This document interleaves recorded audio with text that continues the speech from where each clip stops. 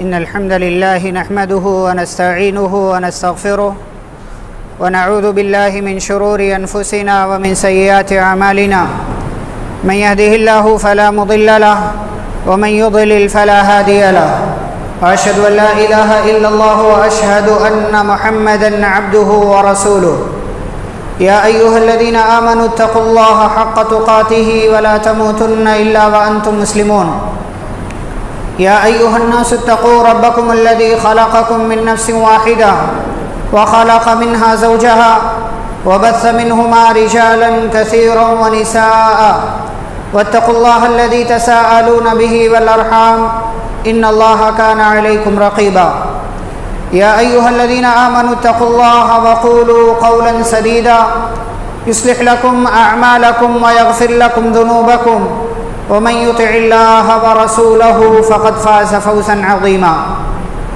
أما بعد فإن خير الحديث كتاب الله وخير الهدي هدي محمد صلى الله عليه وسلم وشر الأمور محدثاتها وكل محدثة بدعة وكل بدعة ضلالة وكل ضلالة في النار أعوذ بالله من الشيطان الرجيم بسم الله الرحمن الرحيم يا أيها الذين آمنوا اتقوا الله ولتنظر نفس ما قدمت لغد واتقوا الله إن الله خبير بما تعملون رب اشرح لي صدري ويسر لي أمري واحلل عقدة من لساني يفقهوا قولي سبحانك لا علم لنا إلا ما علمتنا إنك أنت العليم الحكيم رب زدني علما اللهم صل على محمد وعلى آل محمد كما صليت على إبراهيم وعلى آل إبراهيم إنك حميد مجيد اللهم بارك على محمد وعلى آل محمد كما باركت على إبراهيم وعلى آل إبراهيم إنك حميد مجيد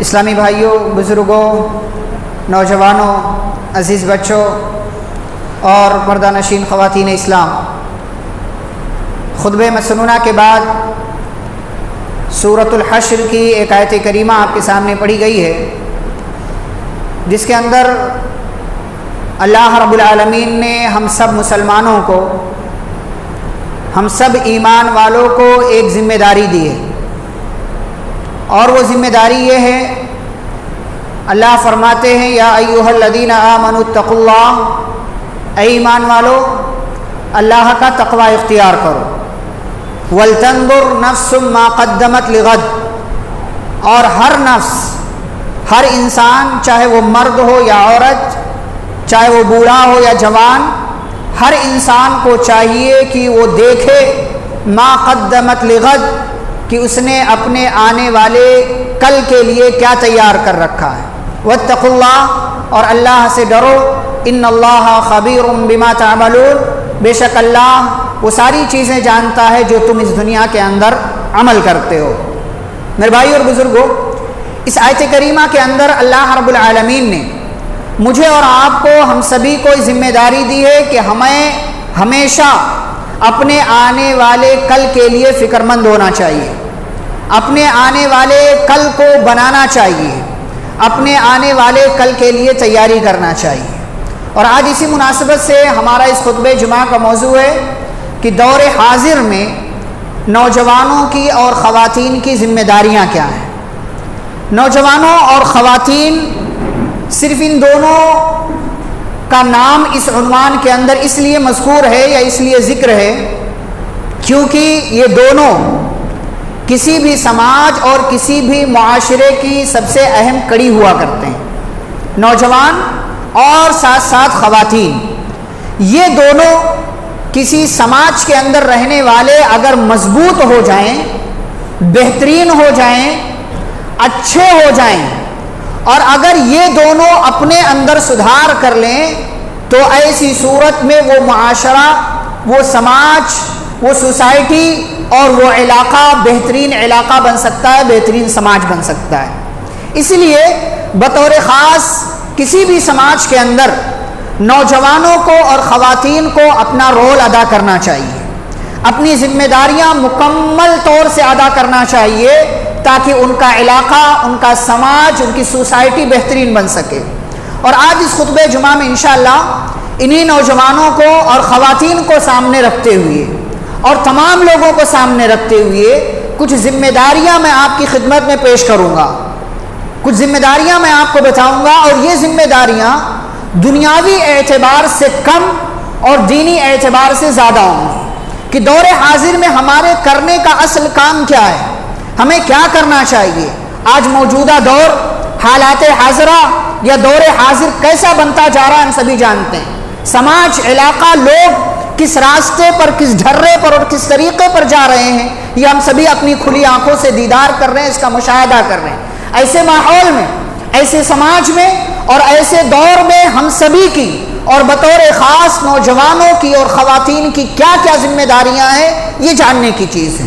سب سے پہلی چیز اور بڑی اہم چیز ہے کہ نوجوانوں اور خواتین، ہمیں اپنا عقیدہ ہر حال میں مضبوط رکھنا ہے، اپنے عقیدے سے کبھی بھی کمپرومائز نہیں کرنا ہے، اپنے ایمان سے سمجھوتا نہیں کرنا ہے، اپنے عقیدے کی ہمیشہ ہر صورتحال میں حفاظت کرنا ہے۔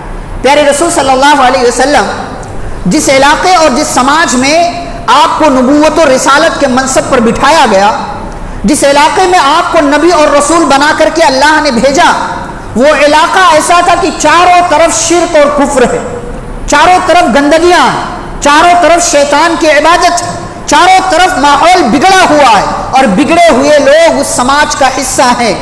ایسے ماحول میں، ایسے معاشرے میں تمام تر برائیوں کو ایک طرف رکھ کر کے نبی پاک صلی اللہ علیہ وسلم نے سب سے پہلے جس چیز پر فوکس کیا، سب سے پہلے جس چیز کی سدھار کی اور اصلاح کی کوشش کی، وہ چیز یہ ہے، آپ نے لوگوں کو مخاطب کرتے ہوئے کہا، یا ایھا الناس قولوا لا الہ الا اللہ تفلحوا، اے لوگو لا الہ الا اللہ کہہ لو، اے لوگو اللہ پر ایمان لے آؤ، اے لوگو تمام باطل معبودوں کو چھوڑ کر اللہ کو اپنا سچا اور حقیقی معبود مان لو، تفلحوا، تم کامیاب ہو جاؤ گے، دنیا میں بھی تمہارے لیے کامیابی اور آخرت میں بھی تمہارے لیے کامیابی۔ پیارے رسول صلی اللہ علیہ وسلم نے لوگوں کو دین کی طرف بلایا، ایمان کی طرف بلایا، سچے عقیدے کی طرف بلایا، اور آپ جانتے ہیں جب لوگوں نے آپ صلی اللہ علیہ وسلم کی بتائی ہوئی بات کو قبول کیا،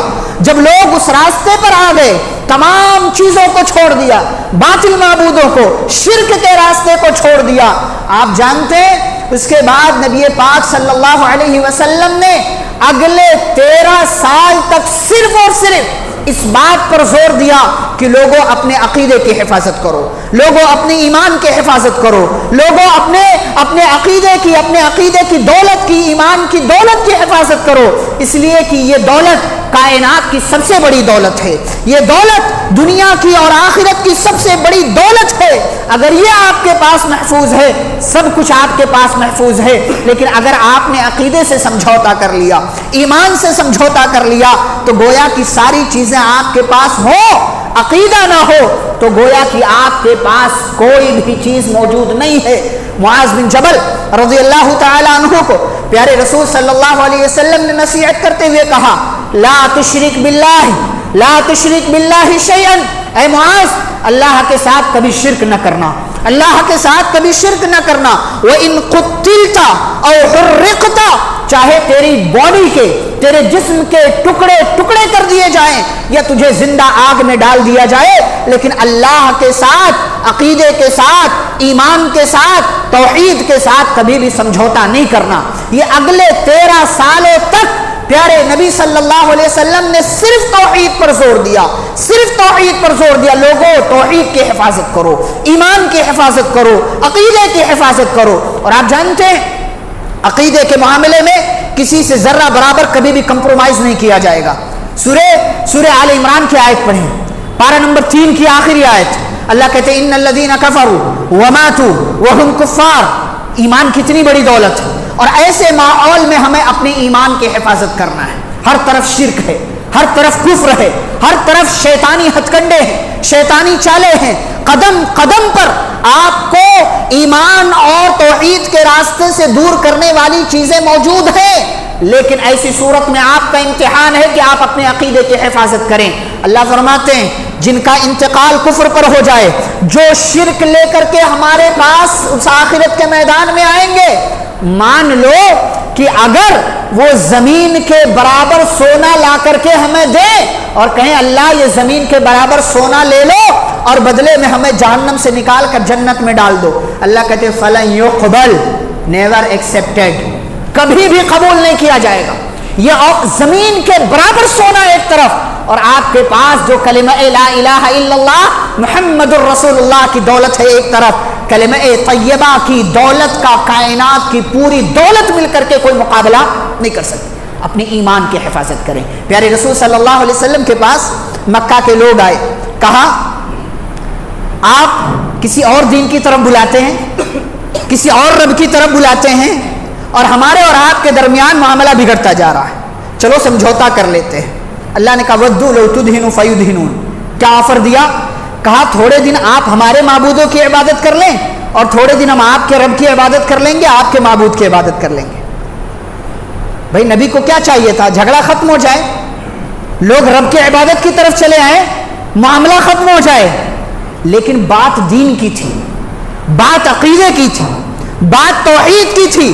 اللہ نے آسمان سے مکمل سورہ نازل کرتے ہوئے کہا قل یا ایھا الکافرون، کہا کہہ دیجئے اے کافروں میں ان معبودوں کی عبادت نہیں کر سکتا جن کی تم کرتے ہو، اور آگے اللہ نے کئی باتیں کہنے کے بعد کہا لکم دینکم ولی دین، تمہیں تمہارا دین مبارک اور ہمیں ہمارا دین مبارک۔ ہم اپنے دین سے توحید کی دولت سے ذرہ برابر کمپرومائز نہیں کر سکتے، اس لیے مسلمانوں، نوجوانوں، خواتین اسلام، ہم سبھی کو چاہیے اس عقیدے کی، اس توحید کی، اس ایمان کی دولت کی حفاظت کریں، کیونکہ اس سے بڑھ کر دولت کچھ اور آپ کے پاس نہیں ہے۔ یہ پہلی ذمہ داری۔ دوسری ذمہ داری وہ یہ کہ اپنے رب سے اپنا تعلق مضبوط کریں۔ ہم میں سے ہر ایک انسان کو اپنے بارے میں معلوم ہے کہ اس کا تعلق اس کے رب کے ساتھ کیسا ہے۔ اگر مضبوط ہے بہت اچھی بات ہے، اور مضبوط کریں، اور اگر مضبوط نہیں ہے فکر کریں، فکر کریں۔ آیت میں نے پڑھی وَلْتَنْظُرْ نَفْسٌ مَا قَدَّمَتْ لِغَدٍ، آج رو رہے مسلمان، اللہ کی مدد نہیں آ رہی ہے، اللہ مدد نہیں کر رہا، مسلمانوں کے خلاف حالات بگڑتے چلے جا رہے ہیں، اللہ مدد نہیں کر رہا ہے۔ اللہ کیا کہتے ہیں؟ یا ایھا الذین آمنوا ان تنصروا اللہ ینصرکم، اے ایمان والو اگر تم اللہ کی مدد کرو گے تو اللہ تمہاری مدد کرے گا۔ ہم نے اللہ کی مدد ہی نہیں کی، اللہ ہماری مدد کیوں کرے گا؟ صحابہ نے اللہ کے ایمان کی مدد کی، اللہ کی مدد کی تو اللہ نے صحابہ کے ایمان کی وجہ سے صحابہ کی مدد کی۔ جنگ بدر ہوئی، جنگ خندق ہوئی اور دیگر جنگیں ہوئی، ہر قدم پر اللہ نے مدد، اور اللہ نے وعدہ کر رکھا انا لننصر رسولنا والذین آمنوا فی الحیاۃ الدنیا ویوم یقوم الاشہاد، ہم اپنے رسولوں کی یقیناً ضرور مدد کریں گے، اور کس کی؟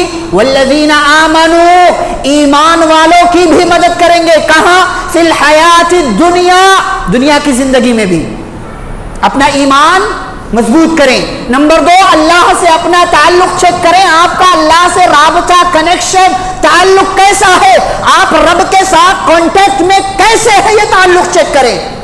جب تعلق مضبوط ہوگا اللہ کی مدد آئے گی فی الحیات الدنیا، دنیا میں بھی، ویوم یقوم الاشہاد، اور اس دن بھی جس دن گواہیاں قائم ہوگی، یعنی اللہ حساب کتاب لے گا۔ یوم لا ینفع الظالمین معذرتہم، اور وہ دن وہ ہوگا ظالموں کو کوئی ان کی معذرت، کوئی ایکسکیوز، کوئی بہانہ ان کے کسی کام نہیں آئے گا، اور ظالموں کے لیے لعنت ہے، برا ٹھکانہ ہے۔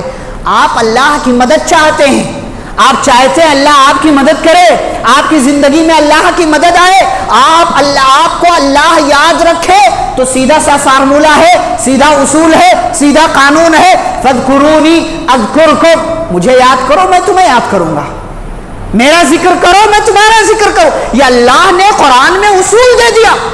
حالات آپ کے خلاف ہیں، تمام لوگوں کی شکایت ہے، ہم سبھی کی، مردوں کی، نوجوان کی، خواتین، سارے لوگ شکایت کر رہے ہیں، اللہ مسلمانوں کی مدد نہیں کر رہا۔ اللہ کی مدد کیوں نہیں آ رہی ہے؟ اس لیے کہ ہمارا ایمان درست نہیں، ہم نے مزاروں کے چکر لگائے، درگاہوں کے چکر لگائے، ہم نے دھاگے باندھنا شروع کر دیا، ہم نے تعویذ پہننا شروع کر دیا، کہیں ہمارے بازو پہ دھاگا، کہیں پیر میں دھاگا، کہیں گلے میں تعویذ، کہیں کوئی اور ٹونا، کہیں اور کوئی ٹوٹکا، کہیں فلیتا، کہیں مٹکا، کہیں کجرے ہم نے لٹکا رکھا، اپنے گھروں میں قرآنی تختیاں لٹکا رکھی۔ اس سے اللہ کی برکت آئے گی آپ کے گھروں میں؟ تختیاں لٹکانے سے آپ کے گھروں میں اللہ کی برکت آئے گی؟ دکان میں قرآنی تختیاں، آیت الکرسی، سورہ یاسین لٹکانے سے اللہ کی برکتیں نہیں آتی۔ اللہ کو یاد کرنے سے، اللہ کا ذکر کرنے سے، اللہ سے اپنا تعلق مضبوط کرنے سے اللہ کی مدد آتی ہے۔ اگر آپ کا، ہمارا، مسلمانوں کا یہی رویہ رہا کہ اللہ سے ہم نے اپنا تعلق مضبوط نہیں کیا تو بھول جائیے کہ اللہ کی مدد آئے گی، بھول جائیے کہ اللہ کی مدد آئے گی۔ اپنا تعلق اللہ سے چیک کریں کہ آپ کا تعلق اپنے رب کے ساتھ کیسا ہے، اپنے رب کے ساتھ آپ کا تعلق کتنا مضبوط ہے اور کس طریقے کا ہے۔ اسی طریقے سے تیسری بات میرے بھائی اور بزرگوں، ہم سبھی اس دنیا کے اندر ذمہ دار ہیں، ہم سبھی ذمہ دار ہیں، چاہے نوجوان ہو، چاہے خواتین ہو، چاہے اور دیگر لوگ ہوں، سبھی ذمہ دار ہیں۔ پیارے رسول صلی اللہ علیہ وسلم نے فرمایا کلکم راعی وکلکم مسئول عن رعیتہ، تم میں سے ہر بندہ ذمہ دار ہے اور ہر بندے سے اس کی ذمہ داری کے دن، قیامت کے تعلق سے قیامت کے دن سوال کیا جائے گا۔ ہم میں سے ہر ایک ذمہ دار ہے۔ ہماری یہ بڑی بنیادی ذمہ داری ہے کہ ہم جس بھی ماحول میں رہیں اس ماحول میں اپنی اپنی ذمہ داریاں مکمل طور سے پوری کرتے رہیں، مسجد کے حوالے سے، مدرسے کے حوالے سے، گھر کے حوالے سے، پرسنل لائف کے حوالے سے، کہیں جاب کر رہے ہیں وہاں کے حوالے سے، دکان کے حوالے سے، بچوں کے حوالے سے، بیوی کے حوالے سے، بیوی ہے تو شوہر کے حوالے سے، ماں باپ کے حوالے سے۔ اللہ کیا کیا ہماری ذمہ داریاں ہیں، ہم میں سے ہر ایک کو اپنی اپنی ذمہ داریاں پوری کرنا چاہیے۔ اور یاد رکھیں، ایک بندہ بھی اگر اپنی ذمہ داری پوری کرنے میں کوتاہی کرتا ہے تو پورا کا پورا جو ہے، پوری بیس، پوری بنیاد اور پورا جو ہے ڈھانچہ برباد ہو کر کے رہ جاتا ہے۔ ایک گھر میں اگر ایک انسان غیر ذمہ دار ہو جائے، وہ اپنی ذمہ داری پوری نہ کرے تو مکمل گھر کا نظام، سسٹم درام برام ہو کر کے رہ جاتا ہے۔ آپ دیکھیں، میں ایک مثال دوں آپ کو۔ پیارے نبی صلی اللہ علیہ وسلم ہجرت کے سفر میں جب نکلے تو نکلنے سے پہلے آپ نے پورا پلان بنایا، پوری ترتیب بنائی، کب نکلنا ہے، کہاں سے نکلنا ہے، نکل کر کہاں جانا ہے، ساتھ میں کس کو لینا ہے، راستے کا جو گائیڈ ہوگا، راستہ بتانے والا ہوگا وہ کون ہوگا، ہمیں کھانا پہنچانے والا کون ہوگا، 3 دن تک ہم غار ثور میں رہیں گے، مکہ کی خبریں پہنچانے والا کون ہوگا، غار ثور میں ہم رہیں گے 3 دن، کھانا لا کر کے دینے والا کون ہوگا، اور ساری ترتیب ایک ایک چیز نبی پاک صلی اللہ علیہ وسلم نے پرفیکٹ تیار کی۔ اور آپ جانتے ہیں ایک ایک انسان کو ذمہ دار بنایا۔ ابو بکر رضی اللہ عنہ، خود پیارے نبی صلی اللہ علیہ وسلم، ابو بکر رضی اللہ عنہ کے بیٹے عبداللہ بن ابو بکر، ابو بکر رضی اللہ عنہ کی بیٹی اسماء بنت ابو بکر، عامر بن فہیرہ، عبداللہ بن اریقت، یہ 6 بنیادی کردار ہیں ہجرت کے واقعے میں۔ الگ الگ ذمہ داریاں سب کو ملی اور جانتے ہیں سب نے اپنی اپنی ذمہ داری 100% ادا کی۔ اسی وجہ سے نبی پاک صلی اللہ علیہ وسلم مکہ سے نکلے اور بحفاظت مدینہ پہنچ گئے۔ آپ سوچیں اگر کسی ایک نے کوتاہی کی ہوتی، غداری کی ہوتی، خیانت کی ہوتی، کافروں تک خبر پہنچا دی ہوتی کہ کہاں کہاں تلاش کر رہے ہو، غار ثور میں محمد بیٹھا ہوا صلی اللہ علیہ وسلم، کہاں کہاں تلاش کر رہے ہو، کہاں کہاں، اگر یہ خبر لیک کر دیتا کوئی تو نبی پاک صلی اللہ علیہ وسلم کی ہجرت صحیح سلامت مدینہ تک ہو پاتی نہیں ہو پاتی۔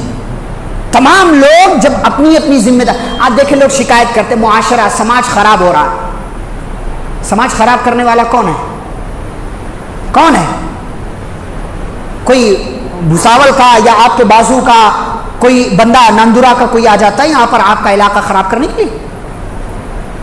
آپ کا سماج بگڑ رہا ہے، ذمہ دار کون ہے؟ آپ ذمہ دار ہیں، آپ ذمہ دار ہیں۔ اس سماج کا ہر بندہ ذمہ دار ہے۔ شکایتیں کریں معاشرہ خراب ہو رہا، خراب کرنے والا کون؟ آپ، یہ مرد، یہ نوجوان، یہ عورت، یہ لڑکیاں، یہ بچے، یہ خراب کرنے والے کو سدھارے گا کون؟ جبریل نہیں، آپ سدھاریں گے، آپ کی ذمہ داری ہے۔ بھائی ہمارے علاقے میں کوڑا کرکٹ بہت ہے، کون پھینک رہا ہے اس کو؟ کون پھینک رہا ہے؟ کوئی آسمان میں مخلوق رہتی ہے وہ کوڑا کرکٹ نیچے پھینکتی؟ آپ اپنی کھڑکیاں کھول کر کے غلاظت باہر ڈال دیتے ہیں. میرا گھر کا کچڑا صاف ہو گیا، باہر کچڑا ہو پرواہ کون کرتا ہے؟ آپ اپنا علاقہ خراب کرنے کی ذمہ دار ہیں. آپ اپنا علاقہ خراب کر رہے ہیں. تو ہماری جو ذمہ داری ہے ایک سماج میں رہنے کی حیثیت سے، ایک انسان کی حیثیت سے، ایک گھر کا فرد ہونے کی حیثیت سے، ایک نمازی ہونے کی حیثیت سے، ایک بندہ ہونے کی حیثیت، جس بھی حیثیت سے ہماری جو ذمہ داری بنتی ہے ہمیں اپنی ذمہ داریاں مکمل طور سے ادا کرنا ہے، تب حالات ہمارے موافق ہوں گے. ورنہ آپ یوٹیوب کھول کر، انسٹاگرام کھول کر ناچنے گانے اور مجرا کرنے والوں کے ڈانس دیکھتے رہیں گے تو اس سے حالات تبدیل نہیں ہوا کرتے ہیں. اس سے حالات تبدیل نہیں. کمرے کی لائٹ، کمرے کا دروازہ بند کر کے آپ رات بھر 2:30 3 بجے تک یہ مجرا اور ٹھمکا کرنے والوں کو دیکھیں، ناچنے اور مٹکنے والوں کو دیکھیں، اس سے حالات تبدیل نہیں ہوں گے.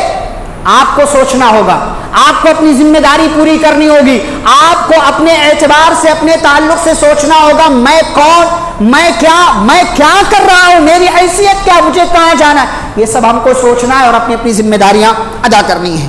ایک اور چیز، چوتھی بات، اپنے بچوں کی تربیت پر خصوصی توجہ دیں. یہ بچے آپ کا مستقبل ہیں، یہ بچے اس علاقے کا فیوچر ہیں، یہ بچے آپ کا آنے والا کل ہیں. آپ انتقال کر جائیں گے، یہ بچے دنیا کے اندر رہیں گے، کیسے رہیں گے یہ آپ کو بتانا ہے. یہ آپ کو بتانا ہے. یعقوب علیہ السلام کو جانتے ہیں؟ بہت بڑے نبی ہیں. بیماری کی حالت ہے، زندگی کا آخری وقت چل رہا ہے، مرض الموت میں ہیں، بیمار ہیں، موت آنے والی ہے. موت کے آنے سے کچھ پہلے اپنے تمام بچوں کو بلا کر کے سوال کرتے ہیں. اور بچے بھی کیسے جانتے ہیں؟ سارے بچے بڑے بڑے ہو چکے ہیں، 50 سال 60 سال اور 40 سال، بچے بڑے ہو چکے ہیں. ان میں سے حضرت یوسف علیہ السلام بھی ہیں جو نبی ہیں، رسول ہیں. کیا سوال کرتے ہیں جانتے ہیں؟ ما تعبدون من بعدی، بتاؤ میرے بچوں میں دنیا سے چلا جاؤں گا، میرے بعد کس کی عبادت کرو گے؟ سوال کیا کبھی بچوں کو بٹھا کر؟ پوچھا بچوں سے کبھی؟ ملک مرض الموت میں ہے، حالت ایسی ہے کہ آخری وقت آ چکا ہے. فکر ہے بچوں کے تعلق سے، میرے بچوں کا مستقبل کیا ہوگا، کہیں میرے بچے میرے بعد بگڑ نہ جائے. سوال کیا ما تعبدون من بعدی، میرے بعد کس کی عبادت کرو گے؟ کیا کہا؟ نعبد الہک، اے ابو جان ہم آپ کے معبود اور آپ کے باپ دادا کا جو معبود ہے، ایک اکیلا اور تنہا معبود، ہم اسی کی عبادت کریں گے. وَنَحْنُ لَهُ مُسْلِمُونَ، اور اس کے آگے سرنڈر ہو کر کے رہیں گے. آپ سوچیں ایک باپ کو بچوں کی طرف سے جب یہ جواب ملا ہوگا کتنا اطمینان ملا ہوگا، اس کو کتنی خوشی ملی ہوگی کہ میرے بعد میرے بچے صحیح راستے پر رہیں گے. اپنے بچوں کا مستقبل چیک کریں. آج ہمارے یہاں تو چلتا نا، ہمارے ابا اہل حدیث تھے، ہمارے ہم باپ دادا سے اہل حدیث ہے، تو نجات مل جائے گی، نجات مل جائے گی. باپ دادا کیا تھے چھوڑیں، تلک امۃ قد خلت، وہ لوگ آئے چلے گئے، لہا ما کسبت، جو انہوں نے کیا اس کا بدلہ ان کو، ولکم ما کسبتم، تم جو کر رہے ہو تمہارا بدلہ تم کو ملے گا. ولا تسألون عما كانوا يعملون، کون کیا کر رہا تھا کسی اور کے عمل کے بارے میں آپ سے اللہ سوال نہیں کرنے والا ہے. آپ اپنے بچوں کو بہترین بنائیں، اور یہ چاہتے ہیں نا کہ زندگی سے، دنیا سے چلے جانے کے بعد بھی آپ کا نیکیوں کا اکاؤنٹ جاری رہے. اپنے بچوں کو بہترین بنائیں، مسجدوں سے جوڑ کر رکھیں. لیکن مسئلہ یہ ہم خود مسجد سے جڑے ہوئے نہیں، ہمارا بچہ کہاں سے جڑے گا؟ ہم خود جڑے ہوئے نہیں. زندگی کے بعد بھی نیکیاں جاری رکھنا ہے. اپنے بچوں کو یہ بتائیں کہ ہمارے لیے دعائیں کرتے رہنا. اپنے بچوں کو دعائیں سکھائیں، قرآن سکھائیں، دین سکھائیں، ادب سکھائیں، اللہ رسول کی پہچان کرائیں، صحابہ کو بتائیں. اگر آپ اپنے بچوں کو نہیں بتائیں گے، اللہ کی قسم یہ بچے یوٹیوب سے ویڈیوز دیکھ کر، خرافات دیکھ کر یہ صحابہ کے تعلق سے اپنے دلوں میں غلط چیزیں بٹھائیں گے. کوئی امیر معاویہ کو گالیاں دے گا، کوئی کسی اور صحابی کو گالی دے گا. آپ اپنے بچوں کو بتائیں صحابہ کون، نبی کون، دین کیا، قرآن کیا، حدیث کیا. ہمارا بچہ یہ سمجھتا ہے بھائی کڑا پہن لو چلتا ہے، دھاگا پہن لو چلتا ہے، مالا پہن لو چلتا ہے، پیر میں دھاگے باندھ لو چلتا ہے. وہ سنو نہیں چلتا. یہ آپ اپنے بچوں کو بتائیں نہیں چلتا. یہ ساری چیزیں ہمارے دین کا حصہ نہیں ہے. یہ ساری چیزیں مل کر کے بھی اللہ کی پکڑ سے اور اللہ کی طرف سے آنے والی مصیبت سے آپ کو نہیں بچا سکتی. اپنے بچوں کی تربیت کریں، بچوں پر خصوصی توجہ دیں. بچے آپ کا مستقبل ہے. آپ نے اگر اپنے مستقبل کو نہیں سدھارا، اللہ کی قسم آپ کا آنے والا کل بہت برباد ہونے والا ہے اگر آج آپ نے مکمل طور سے اس پر توجہ نہیں دیا. اسی طریقے سے میرے بھائیوں، زندگی میں کوئی مصیبت آئے، کوئی پریشانی آئے تو ہماری کیا ذمہ داری ہے؟ ہم کہیں کسی اور بابے ڈھابے کا چکر لگانے کے بجائے ہم ڈائریکٹ اللہ سے اپنا رابطہ کریں. صبر، نماز اور دعا کے ذریعے اس مسئلے کا حل تلاش کریں. آج ہمارے یہاں مصیبت آتی ہے، رونا دھونا پہلے ہو جاتا ہے، چیخنا چلانا پہلے. اللہ میں ملا تھا تجھے، میں ملا تھا تجھے، اللہ مصیبت دے. وہ فلانے فلانے فلانے ہیں ان کو مصیبت نہیں، میں ملا تھا تجھے. آپ اللہ کو بتائیں گے، آپ اللہ کو بتائیں گے کہ اللہ کو کیا کرنا ہے کیا نہیں کرنا ہے. آپ کا جو کام ہے وہ آپ کریں، رب کا جو کام ہے وہ رب کرے گا. ورضا بما قسم اللہ لک تکن اغنی الناس. پیارے رسول صلی اللہ علیہ وسلم نے فرمایا جو اللہ نے آپ کے مقدر میں لکھ دیا راضی ہو جاؤ، بندہ بن کر رہو، بندہ بن کر رہو. سرنڈر، آمنا وصدقنا، رب تیرا فیصلہ ہمیں منظور ہے. کیا فائدہ ہوگا؟ تکن اغنی الناس، رب کے فیصلے پر راضی ہونے والا دنیا کا سب سے بڑا مالدار ہے. کیونکہ اس کا کیا عقیدہ ہے کہ میرا رب ظالم نہیں ہے، میرا رب کبھی میرے ساتھ برا نہیں کر سکتا ہے. اللہ کی قسم اگر آپ کے دل کے اندر یہ عقیدہ آ گیا تو کبھی بھی آپ اپنی زندگی میں مایوس اور پریشان نہیں ہوں گے، کتنی بڑی تکلیف کیوں نہ ہو. آج یہاں دیکھیں، میں ایک بات بتاؤں، کئی جگہوں پر میں نے بات ذکر کیا، سال بھر 364 دن 364 ڈیز کوئی مصیبت نہیں آئی. ہم اتنے گئے گزرے بن چکے ہیں کہ اللہ کا شکر ادا نہیں کرتے، لیکن ایک دن مصیبت آ جائے فوراً اللہ سے شکایت کرنے لگ جاتے. وہ 365واں دن بیمار ہو گئے اللہ سے شکایت، تکلیف آ گئی اللہ سے شکایت، بچہ بیمار ہو گیا اللہ سے شکایت، اللہ میرا بچہ، میں یہ وہ فلانے فلانے نہیں ان کو بیمار کرنا، میں ملا تھا تجھے بیمار کرنے کے لیے. غلط بات ہے. نماز، صبر اور دعا، یہ تین اہم ہتھیار اللہ نے مسلمانوں کو دیے ہیں. وَاسْتَعِينُوا بِالصَّبْرِ وَالصَّلَاةِ، مدد مانگو نماز اور صبر کے ذریعے. یا ایھا الذین آمنوا استعینوا بالصبر والصلاۃ، ایمان والو صبر اور صلاۃ یعنی نماز کے ذریعے اللہ کی مدد مانگو. ان اللہ مع الصابرین، اللہ صبر کرنے والوں کے ساتھ ہے. اور موسیٰ علیہ السلام کے پاس بنی اسرائیل آتے تھے، کہتے تھے کہ فرعون ہمارے لوگوں کو برباد کر رہا ہے، ہمارے بچوں کو قتل کر رہا ہے، ہمارے عورتوں کی عزتیں محفوظ نہیں ہیں اور ہم پر ظلم پر ظلم، ظلم پر ظلم ہوتا جا رہا، کیا کریں ہم؟ موسیٰ علیہ السلام کیا کہتے تھے؟ استعینوا باللہ واصبروا. دو چیز، اللہ کی مدد مانگو، صبر کرو. اللہ کی مدد مانگو، صبر کرو. رونے سے، چیخنے سے، چلانے سے کچھ نہیں ہوگا،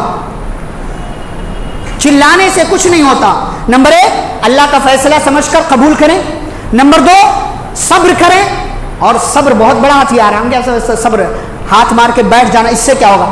صبر واقعی معنوں میں اگر آپ نے کیا ہے نا، اتنی عظیم خوشخبری اللہ نے دی. ان اللہ مع الصابرین، اللہ صبر کرنے والوں کے ساتھ ہے. ساتھ، اور ساتھ کا مطلب سمجھتے ہیں؟ دوست ہے نا، کوئی دوست کہیں جا رہے ہیں اور راستے میں کوئی مارنے لگ جائے، آپ کا دوست کیا کرتا ہے؟ بھاگ لیتا ہے جو ساتھ میں ہوتا ہے؟ نہیں، وہ آپ کی طرف سے ڈیفینس کرتا ہے، بچاؤ کرتا ہے، آپ کی طرف سے لڑتا ہے، سامنے والے کو جو بولتا ہے، مارتا ہے، گرچہ جیت نہ پائے لیکن بہرحال وہ اپنی کوشش کرتا ہے. اور اللہ تو سپر پاور ہے، سپیریئر ہے. اللہ ہر چیز پر قادر ہے. ان اللہ مع الصابرین، اللہ صبر کرنے والوں کے ساتھ. صبر کو اپنا ہتھیار بنائیں. اور یہ بات یاد رکھیں، اللہ نے قرآن میں یہ کہہ دیا ہے اگر دنیا میں آئے ہو، ایمان والے ہو، وَلَتَسْمَعُنَّ مِنَ الَّذِينَ أُوتُوا الْكِتَابَ مِنْ قَبْلِكُمْ وَمِنَ الَّذِينَ أَشْرَكُوا أَذًى كَثِيرًا، یہ یاد رکھو کہ اہل کتاب یہودی عیسائی اور یہ مشرکین مسلمانوں کو پریشان کرنے کے راستے تلاش کریں گے. ایسی صورتحال میں مسلمانوں کا کام کیا ہے؟ وَإِن تَصْبِرُوا وَتَتَّقُوا فَإِنَّ ذَلِكَ مِنْ عَزْمِ الْأُمُورِ. صبر کرو، اللہ کا تقوی اختیار کرو، کیونکہ وہ بہت بڑا کام ہے، بہت بڑا ہتھیار ہے، اس کے ذریعے اللہ کی مدد آتی. تو بطور خاص نوجوانوں کو، خواتین کے ہاں صبر کی کمی ہوتی ہے. صبر کو اپنائیں، صبر کو اپنی زندگی کا لازمی حصہ بنائیں. نماز کے ذریعے اللہ کی مدد مانگیں. پیارے نبی صلی اللہ علیہ وسلم کوئی مصیبت، کوئی پریشانی آتی تھی، فوراً نماز کا سہارا لیتے تھے. اذا حزبه امر صلى، جب بھی کوئی مسئلہ درپیش ہوا نماز کا سہارا لے. نماز بہت بڑی عبادت ہے، اور اسی طریقے سے اللہ سے دعائیں کریں، اللہ سے مدد مانگیں، اللہ کی مدد انشاءاللہ ضرور آئے گی.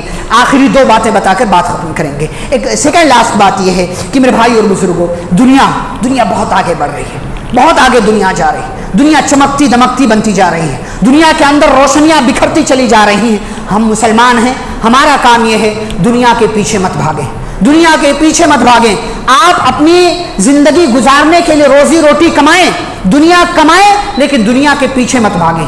دنیا کے پیچھے مت بھاگیں، اس لیے کہ اس دنیا کو ختم ہو جانا ہے، اس دنیا کی زندگی کو ایک نہ ایک دن ختم ہو جانا ہے.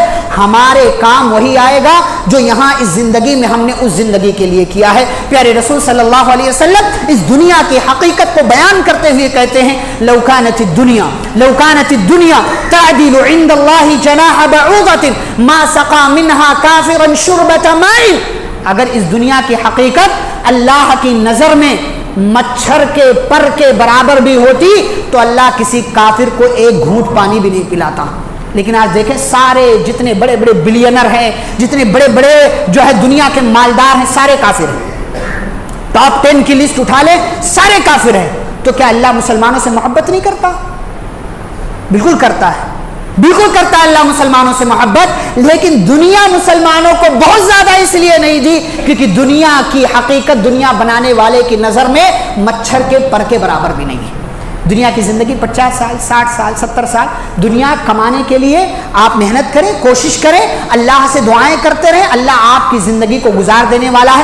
اگر آپ نے یہاں پر دنیا کے پیچھے بھاگے بغیر اگر یہ دنیا گزار لیا تو آخرت آپ کی ہے، اور وہ آخرت کی زندگی 50-60 سال کی نہیں ہے، وہ ہمیشہ رہنے والی ہے. یہاں کی زندگی کو جیسے تیسے گزار لو، لیکن رب کی مرضی کے مطابق گزارو تو آخرت آپ کی مرضی کے مطابق اللہ آپ کو عطا کر دے گا. اور آخری بات آپ جو بھی کریں، جیسے بھی رہیں، جہاں بھی رہیں، جو آپ کے من میں آئے کریں، لیکن ایک بات یاد رکھیں، ایک دن مر جانا ہے، ایک دن مر جانا ہے. اور موت دنیا کی ایک ایسی بڑی حقیقت ہے جس کے بارے میں دنیا کے کسی بھی مذہب والے کا اختلاف نہیں، کسی کا بھی اختلاف نہیں. بقیہ ساری چیزوں میں اختلاف کرے، دوسرے مذاہب کا معاملہ، دوسرے مذاہب کی بات، دوسرے مذاہب کا مسئلہ کسی اور بات کے تعلق سے الگ ہو، لیکن موت کے تعلق سے دنیا میں جتنے بھی مذہب ہیں سب کا یہ کہنا ہے کہ ایک دن مر جانا. تو جب مر جانا ہے تو کیوں نہ ایسا کیا جائے کہ موت کے بعد کی زندگی کی تیاری کی جائے. ہمارے یہاں علاقے میں کسی نہ کسی کی میت کی خبر سنائی دیتی ہے، ہم اپنے ہاتھوں سے کسی کو دفنا کر کے آتے ہیں، ہم اپنے ہاتھوں سے اپنے کندھوں پر کسی کا جنازہ اٹھا کر قبرستان جاتے ہیں، قبرستان پہنچ بھی جاتے ہیں، مٹی بھی دیتے ہیں، دعا بھی کرتے ہیں، ایک کام نہیں کرتے، اس مر جانے والے کی موت سے سبق نہیں لیتے. ہم واپس آ کر کے ہماری زندگی اسی رفتار پر گزرتی ہے جو پہلے رفتار تھی. جس راستے پر ہم پہلے تھے وہی راستہ اب بھی ہے. فرق کیا آیا؟ کیا مر جانے والے کی موت نے آپ کو کوئی سبق نہیں دیا؟ کیا اس نے آپ کو یہ نہیں بتایا کہ تمہیں بھی ایک دن ایسے ہی مرنا ہے اور لوگوں کے کندھوں پر تم بھی اٹھا کر قبرستان کے حوالے کیے جاؤ گے؟ پیارے رسول صلی اللہ علیہ وسلم ایک جنازے کا قبرستان میں بیٹھ کر انتظار کر رہے ہیں.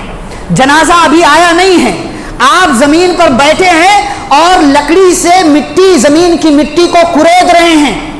راوی حدیث برا بن عازب رضی اللہ تعالیٰ عنہ کہتے ہیں کہ میں نے دیکھا تھوڑی دیر کے بعد نبی کی آنکھ سے آنسو بہ رہے ہیں، اور اتنے آنسو نکلے حتی بل السرا، یہاں تک کہ زمین جہاں آپ بیٹھے ہیں وہ زمین بھیگ گئی آپ کے آنسوؤں سے، اور اسی حال میں روتے ہوئے آپ نے اپنے صحابہ کو مخاطب کر کے کہا، وہی پیغام دے کر کے میں یہ خطبہ یا یہ جو ہے عنوان ختم کرتا ہوں۔ پیارے نبی نے فرمایا صحابہ سے، یا اخوانی، یا اخوانی، اے میرے صحابہ، اے میرے دوستو، اے میرے بھائیو، لمثل ھذا فاعدوا، دیکھو یہ قبر تیار ہے، جنازہ آ رہا ہے، ابھی جنازے کو اپنے ہاتھ سے اس قبر میں ڈالو گے، اس کو مٹی کے حوالے کر کے دعا مانگ کر یہاں سے چلے جاؤ گے، یاد رکھو اس جگہ کے لیے تیاری کرو، تمہیں بھی یہاں آنا ہے، تمہیں بھی مر کر کے یہاں پہنچ جانا ہے، ٹھکانہ قبر ہے تیرا، عبادت کچھ تو کر غافل۔ کہاوت ہے کہ خالی ہاتھ گھر جایا نہیں کرتے،